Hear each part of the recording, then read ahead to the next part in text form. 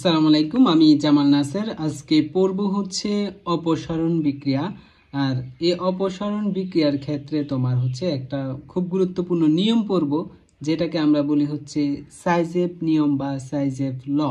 তো সাইজেভ লটা কোন ক্ষেত্রে কার্যকর হয় ওটা সম্পর্কে আগে একটু জেনে নিই।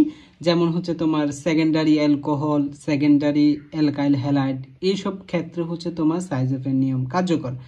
তোমাদের প্রথমে একটা প্রশ্ন আসতে পারে যে সেকেন্ডারি অ্যালকোহল কোনটা।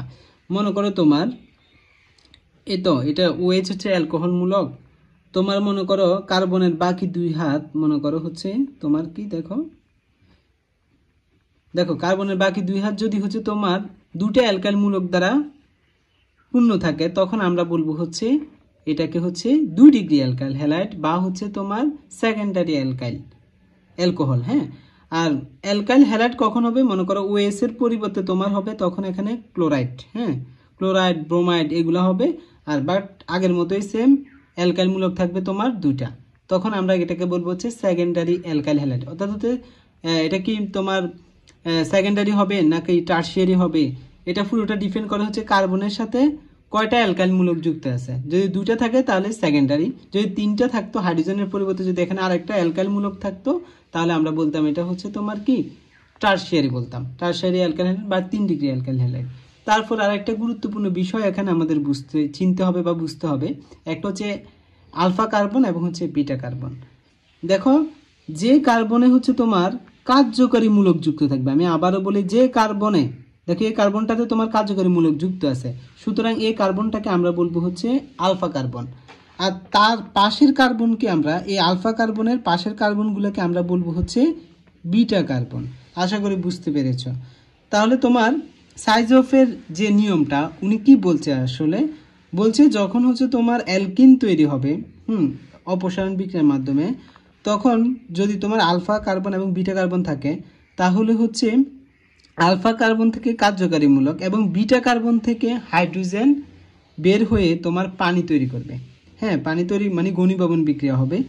কিন্তু এখানে সমস্যাটা হচ্ছে কি, দেখো এখানে বিটা কার্বন কিন্তু দুইটা, তাহলে কোন বিটা কার্বন থেকে হচ্ছে তোমার হাইড্রোজেন বের হবে? তো তোমাকে এখানে মনে রাখতে হবে যেখানে হাইড্রোজেন সংখ্যা কম, মানে যে বিটা কার্বনের, দেখো এখানে একটা বিটা কার্বন, এখানে একটা বিটা কার্বন, দেখো এখানে এই বিটা কার্বনের মধ্যে হাইড্রোজেন হচ্ছে দুইটা, এই বিটা কার্বনের মধ্যে হাইড্রোজেন হচ্ছে তিনটা।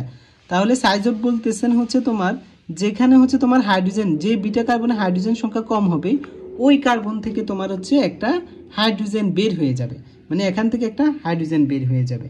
তাহলে আমরা লিখে ফেলি, এটাই হচ্ছে সাইজফের নিয়ম। দেখো CH3, তাহলে এখান থেকে দুটা থেকে একটা হাইড্রোজেন চলে গেলে তোমার হচ্ছে আর একটা, আর এখানে হবে হচ্ছে তোমার দ্বিবন্ধন, আর ওএসটা চলে যাবে না, তাহলে হচ্ছে CH। তাহলে তোমার বাকি থাকে কি CH3। দেখো একটা অ্যালকিন কিন্তু তৈরি হয়ে গেল। আশা করি তোমরা বুঝতে পেরেছো, খুবই ইজি একটা বিক্রিয়া সাইজফের নিয়ম। তাহলে হচ্ছে সব বিক্রিয়া যে সাইজফের নিয়ম মানবে এমন কিন্তু কথা না। মনে করে এখান থেকে তোমার হচ্ছে কার্বন থেকে, আলফা কার্বন থেকে মনে করো হাইড্রোক্সিল বা কার্যকরীমূলক, সবসময় যে তোমার ওই কম হাইড্রোজেন যুক্ত কার্বন থেকে যে তোমার হাইড্রোজেনটা বের হবে এমনটা না, বেশিটা থেকেও বেরোতে পারে, বাট এটা খুবই কম সংখ্যক হয়ে থাকে।